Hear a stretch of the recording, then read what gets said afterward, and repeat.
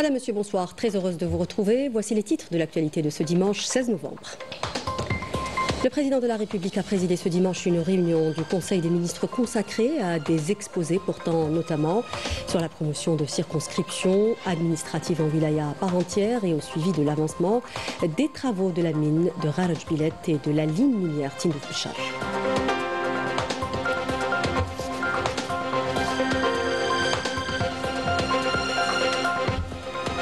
Le président de la République, Abdelmajid Tebboune, a reçu le président du groupe de la Banque africaine de développement, Sidi Ould Tah.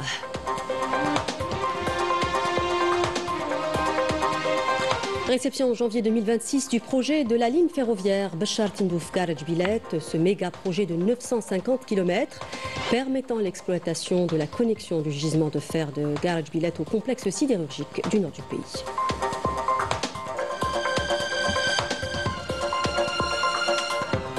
Des délégations économiques et des jeunes entrepreneurs venus du continent africain réunis à Paris au forum JNDA Bridge Africa, un rendez-vous consacré aux investissements, à l'innovation et à la création d'emplois en Afrique. On parlera de la participation algérienne particulièrement.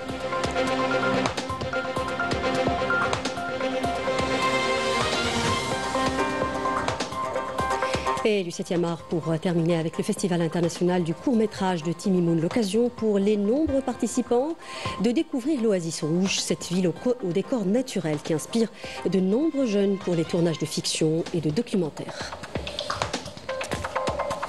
Bienvenue à tous, très heureuse de vous retrouver. Je disais à l'instant, le président de la République, Abdelmajid Tebboune, chef suprême des Forces armées, ministre de la Défense nationale, a présidé ce jour une réunion du Conseil des ministres consacrée à des exposés portant notamment sur la promotion de circonscriptions administratives dans les hauts plateaux et le sud en wilaya à part entière. Au menu également le suivi de l'avancement des travaux de réalisation de la mine de Garaj Bilet et de la ligne ferroviaire minière Tindouf Béchar et la réalisation des travaux du centre hospitalier universitaire d'une capacité de 500 lits à Constantine et à l'acquisition d'équipements spécialisés au profit de l'entreprise d'appui au développement du numérique.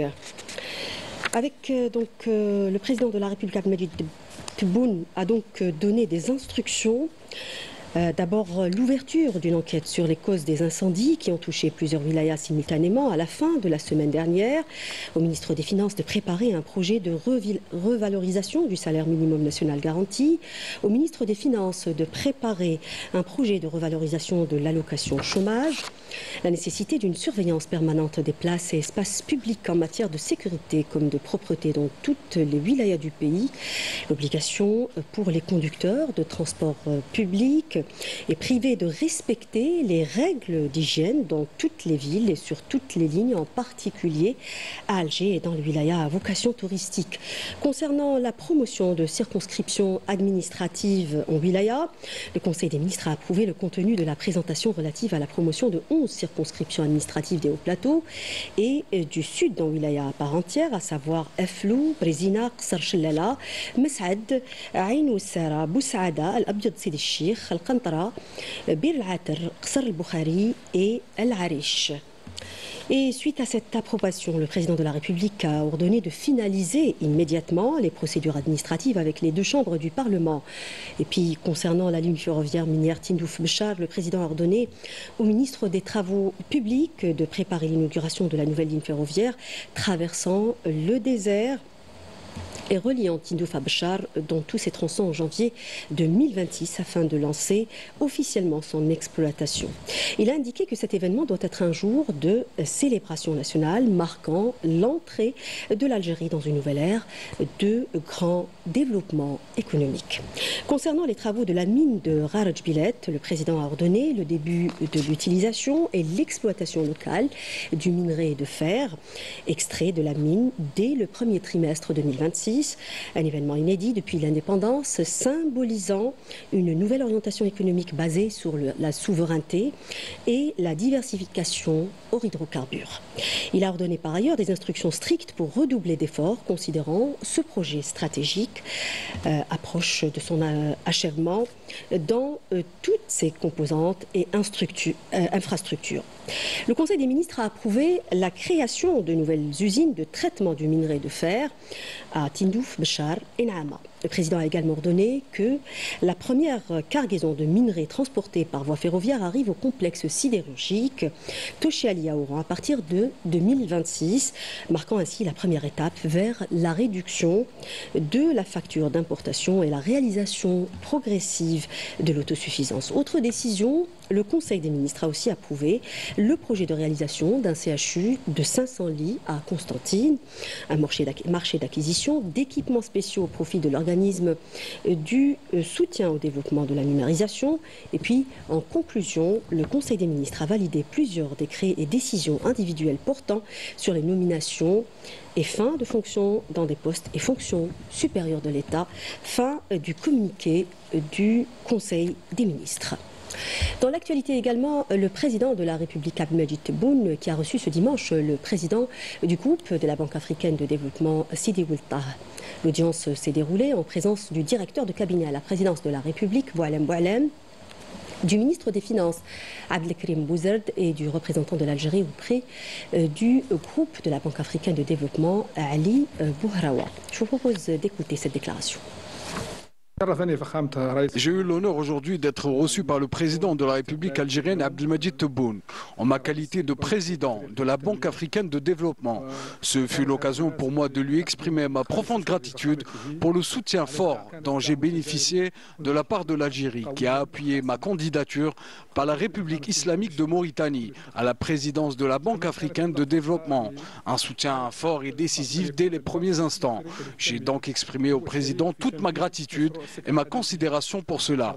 Ce fut également l'occasion de présenter le programme de la Banque africaine de développement, notamment les perspectives de la coopération avec l'Algérie, essentiellement pour ce qui est de son approbation que la Banque africaine de développement soit le partenaire principal dans la réalisation du projet de la ligne ferroviaire Ghardaya-Rouat-El-Mnia, un projet important pour l'Algérie et pour le continent africain, afin de relier les pays du Sahel à la mer Méditerranée, ce qui facilitera le transport des personnes et des marchandises. Ce fut également l'occasion pour exprimer la considération de la banque quant au niveau de développement atteint par l'Algérie et de discuter des moyens de faire profiter les autres pays africains de l'expérience algérienne dans différents domaines, tels que l'habitat ou encore le dessalement d'eau de mer. Je réitère encore une fois nos remerciements pour le soutien dont bénéficie la banque de la part de l'Algérie. Dans le volet coopération, toujours lancement ce dimanche des travaux de la 13e session de la commission préparatoire mixte algéro-vietnamienne de coopération économique, scientifique et technique. Cette session se tient au niveau de 5 groupes de travail rassemblant des experts des 2 pays, représentant plusieurs secteurs ministériels, institutionnels et organismes, dans le but d'impulser une nouvelle dynamique dans la coopération économique et d'évaluer la mise en œuvre des recommandations de la 12e session, tenue en octobre 2023 à Hanoï, afin de définir de nouvelles orientations pour le partenariat bilatéral entre les 2 pays. On s'intéresse dans ce 19h au développement du secteur minier chez nous, qui reste tributaire d'un réseau ferroviaire développé. L'exemple de la ligne Béchar-Tindouf-Garage-Billet, ce méga-projet stratégique de 950 km permettant la connexion au nord, mais aussi l'exploitation du gisement de fer de Garage-Billet. Le projet sera livré en janvier 2026. C'est ce que nous dit Naïm El-Walish dans ce reportage. Du plus long chemin de fer algérien reliant Béchar à Garage-Billet sur une distance de 950 km est imminent. La voie de communication permettra l'acheminement du minerai de fer depuis Garage-Billet, l'un des plus grands gisements au monde, vers le nord et les ports.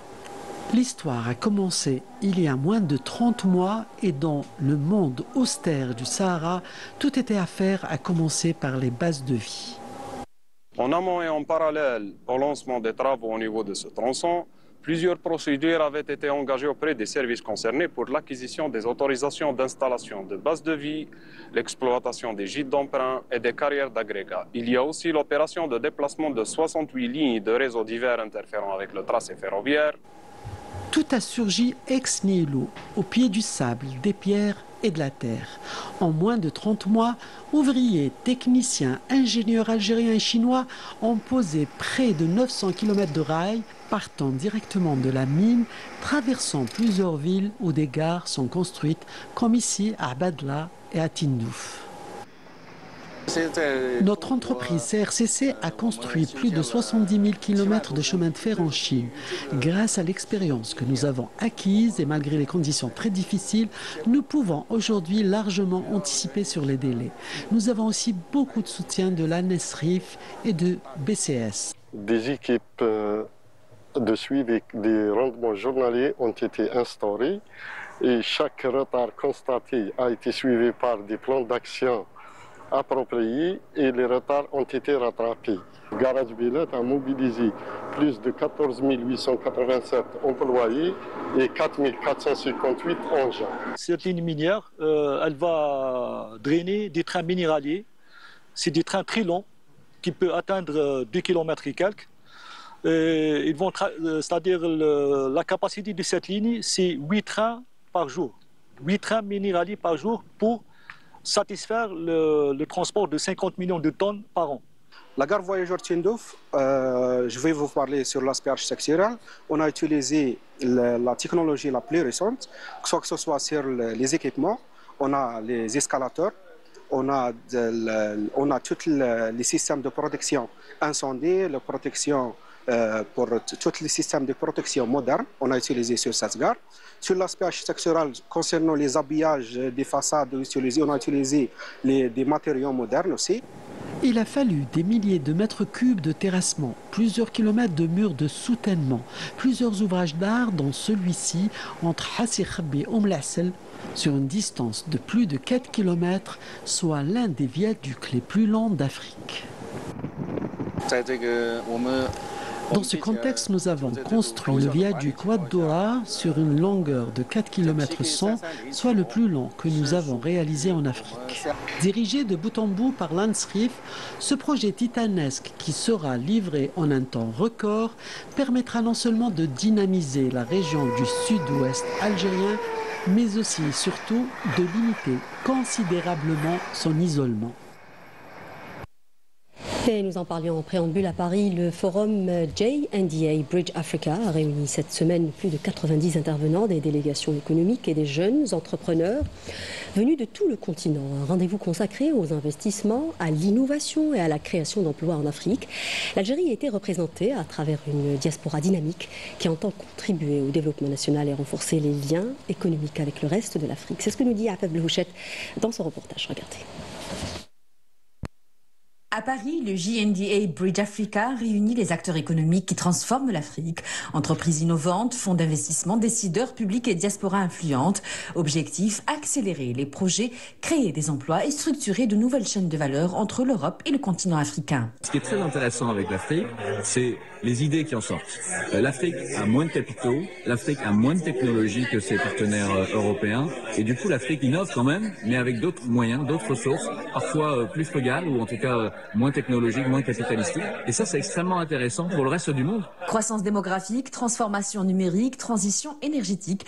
Les besoins sont immenses et les opportunités aussi. Et la diaspora constitue un accélérateur décisif en facilitant le financement et la montée des compétences. On a en ce moment même une session sur la circulation des talents entre l'Europe et l'Afrique. Et c'est ce sujet-là, de comment on va partager nos talents, comment on va partager nos innovations entre l'Europe et l'Afrique. C'est un sujet qu'on traite dans cette conférence J&DA Bridge Africa. Dans cette dynamique continentale, l'Algérie assume une ambition claire, mobiliser ses compétences à l'étranger au service de l'industrialisation et de la souveraineté économique nationale. Il n'y a pas que l'Europe qui peut travailler avec l'Afrique. Il y a l'Asie qui travaille avec l'Afrique, et les États-Unis qui travaillent avec l'Afrique, et l'Afrique n'attend plus seulement de l'Europe.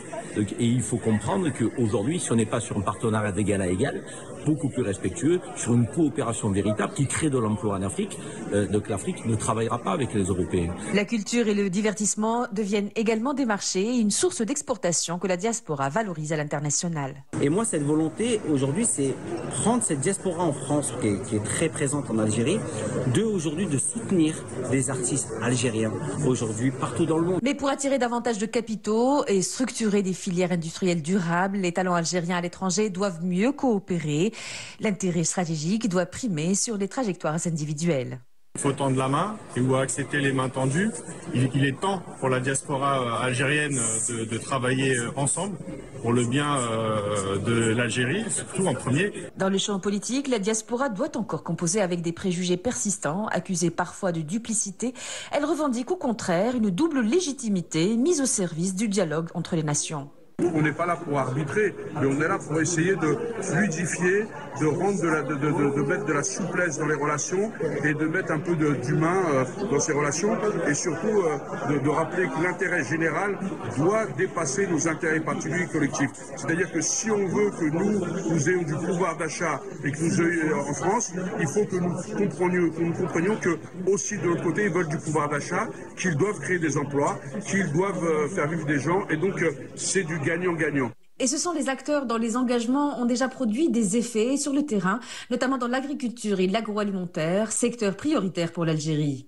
Et c'est dans cette perspective que nous avons financé aujourd'hui les projets d'une dizaine de jeunes entrepreneurs algériens et nous avons récemment organisé à Abidjan en Côte d'Ivoire une grande sélection où était représenté un talent entrepreneur venant d'Algérie. Au moment où on se parle, on fait partie des opérateurs qui travaillent depuis longtemps sur le sujet des diasporas africaines, mais pas pour rien. Effectivement, c'est bien de dire qu'on veut travailler à rapprocher les deux rives de la Méditerranée, encore faut-il mettre en place des outils ou des projets dans ce sens. Donc au moment où on se parle, on est là parce que on prépare une délégation d'entrepreneurs et de dirigeants algériens en France, franco-algériens et de la diaspora africaine en Algérie en 2026. Plus qu'un salon, un nouveau modèle économique, coopération productive, investissement durable, création d'emplois sur le continent. La diaspora algérienne y tient désormais un rôle déterminant, un partenariat stratégique pour la croissance africaine de demain. Coopération algéro-slovène dans le domaine de l'innovation et des start-up avec cette rencontre préparatoire réunissant des représentants de plusieurs entreprises innovantes en présence du ministre de l'économie, de la connaissance, des start-up et des micro-entreprises ainsi que l'ambassadrice de Slovénie en Algérie. Une rencontre tenue à la veille du départ de la délégation algérienne vers Ljubljana. C'est le compte rendu de Mariam Damis. Regardez. Dernière réunion, 10 jours avant leur départ vers Ljubljana. L'heure est aux orientations et aux conseils pratiques pour ces start-upers algériens qui s'apprêtent à effectuer une immersion au cœur de l'écosystème innovant slovène dans le cadre du programme ACEP. Aujourd'hui, nous sommes là dans cette séance de travail avec les jeunes qui vont participer à la deuxième délégation du programme ACEP. Cette délégation qui va se diriger vers la Slovénie dans les prochains jours et dont l'objectif est encore une fois de renforcer la coopération technologique, technique, mais aussi la coopération avec la Slovénie dans le domaine de l'innovation et des startups. Je dois dire qu'il s'agit de l'un des résultats les plus concrets que nous ayons obtenus à la suite de la visite de son Excellence, le président de la République, Abdelmadjid Tebboune, en Slovénie. Cela illustre la profondeur de la coopération entre la Slovénie et l'Algérie dans tous les domaines. Cette mission est également très importante pour nous. Il est essentiel de démontrer qu'il existe une coopération et que nous pouvons aller encore plus loin. Pour une meilleure préparation, des participants à la précédente édition sont venus partager leur expérience et mettre à disposition de la délégation partante les contacts qu'ils ont noués en Slovénie. C'était l'une des meilleures expériences professionnelles qu'on a eues en termes de voyage d'affaires, en termes d'organisation, en termes de programmes, en termes de richesse de programmes surtout. Nous sommes ici aujourd'hui donc pour faire un peu notre retour d'expérience à cette deuxième expédition et peut-être leur donner quelques orientations par rapport à l'écosystème slovène qui est basé justement sur l'économie donc de la connaissance. Et ils investissent beaucoup dans les jeunes entrepreneurs et peut-être on va leur raccourcir le chemin pour qu'ils aillent un peu plus vite. Je fais partie de la délégation algérienne qui va participer à l'ACEP programme en Slovénie. Et on en attend beaucoup car on voit que l'écosystème slovène est en pleine croissance, comme l'écosystème algérien. On part pour ramener l'expérience, pour voir l'écosystème, pour s'inspirer surtout.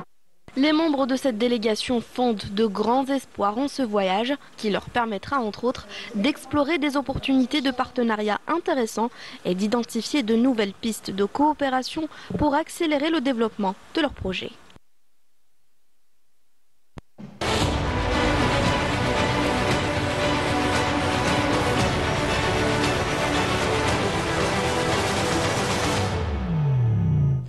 l'étranger, au Maroc, plusieurs infrastructures devant accueillir la Coupe d'Afrique des Nations prévue le mois prochain ont révélé, suite aux dernières pluies, d'importantes infiltrations d'eau par les toitures, les gradins et dans les couloirs. Des incidents qui ont suscité moult critiques puisque les stades et autres infrastructures ont coûté des centaines de millions de dollars. Milad Hanim.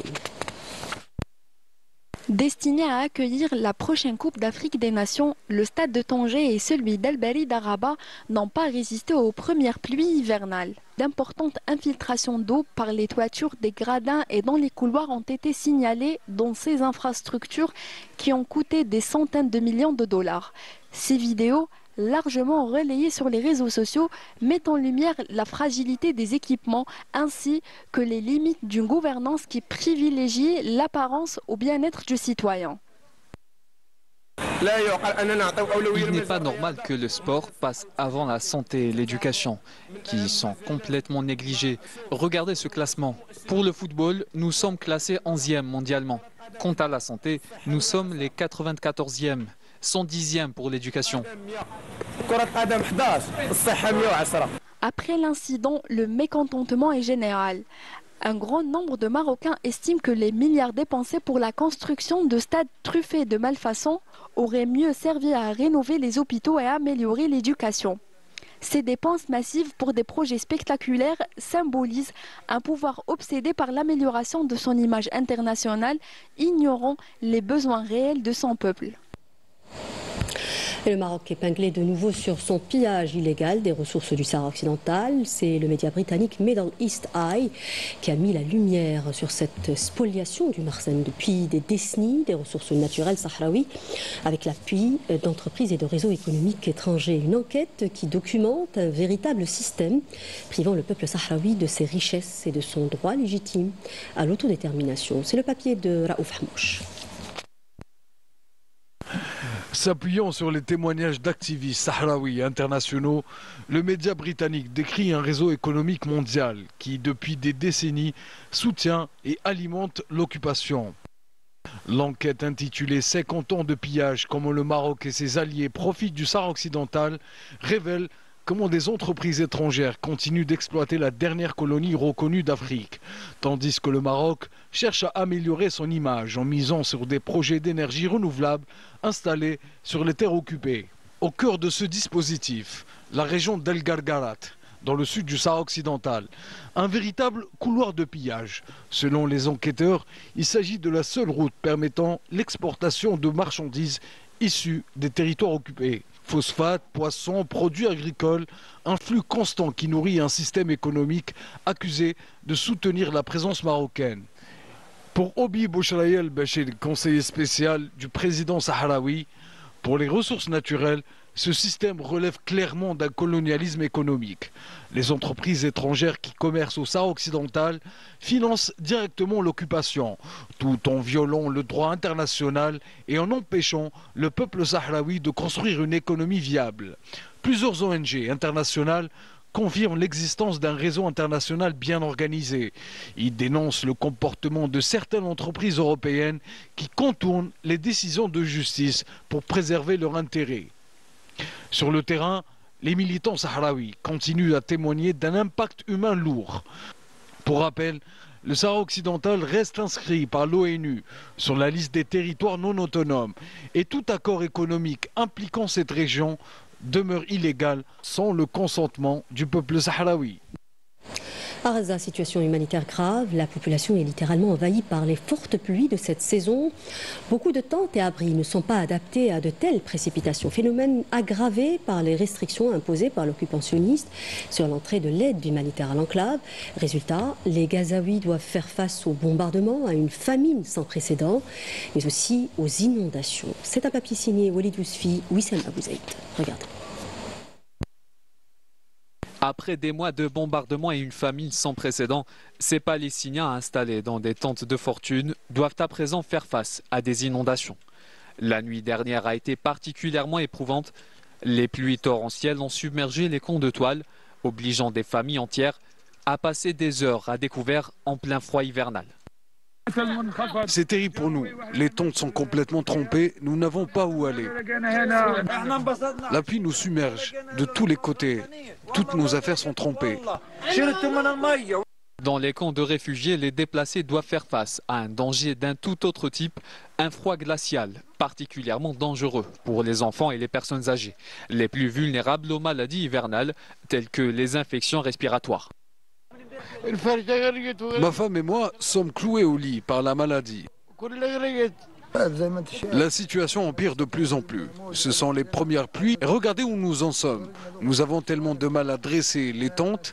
Elles se sont effondrées en une seule nuit.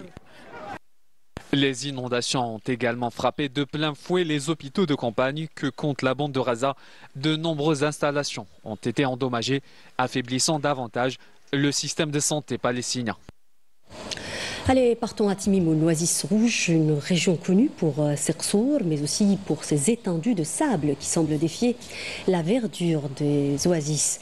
La ville accueille jusqu'au 8 novembre le Festival international du court-métrage. Pour les nombreux participants à ce rendez-vous, cette oasis au décor naturel pourra inspirer de nombreux jeunes pour les tournages de fiction ou de documentaires. C'est un papier signé Ekram Sadet. L'exour de Dra et de Yexer, ainsi que d'autres sites archéologiques et historiques, racontent des histoires de vies anciennes. Les paysages désertiques ensorcelants ont fait de Timimoun une destination touristique de renommée mondiale et même un espace idéal pour la production cinématographique. J'étais émerveillé par cette rencontre du désert, des oasis, des dattiers, des gens qui écrivent, des gens qui veulent être au calme, des gens qui veulent être inspirés par des couchers de soleil magnifiques. Donc Timimoun, il faut en faire la promotion. Timimoun a vraiment tout ce qu'il faut, que ce soit en ville ou que ce soit dans les paysages à l'extérieur de la ville, c'est vraiment très attrayant, quoi. C'est une évidence. La région historique de Gourera, avec son charme envoûtant, inspire les jeunes créateurs à élaborer des visions cinématographiques futures qui mettent en valeur sa beauté. Vraiment, c'est comme dans un rêve, c'est ce que je disais aussi. C'est le désert arrivé dans un monde à part, un monde hors du temps. On souhaite que nos moyens nous mettent en charge, au moins que des moyens soient mis en place entre les deux pays pour que nous, on utilise cette nature comme décor de tournage et éventuellement travailler avec des artistes algériens. Le monde du cinéma peut trouver à Timimoun des décors naturels riches qui contribueront, pourquoi pas, à la réalisation de grandes œuvres cinématographiques. Avec l'Oasis Rouge, nous arrivons au terme de ce journal. Merci de l'avoir suivi au nom de la rédaction qui l'a préparé. L'info continue sur Canal Algérie. Prochain point de l'information à 20h en langue nationale. Je vous retrouve demain à 19h. Excellente suite des programmes sur notre chaîne. Au revoir.